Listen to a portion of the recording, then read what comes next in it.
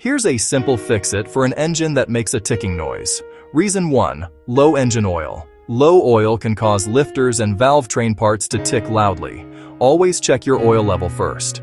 Reason 2. Bad lifter. A failing lifter can make a rhythmic ticking sound that speeds up with the engine. Reason 3. Fuel injector tick.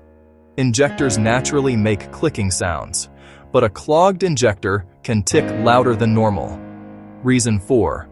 Exhaust leak. A small exhaust manifold leak can sound like a fast metallic tick, especially on cold starts. Reason 5. Loose belt or pulley. A failing tensioner or loose belt can also create a light ticking or slapping sound.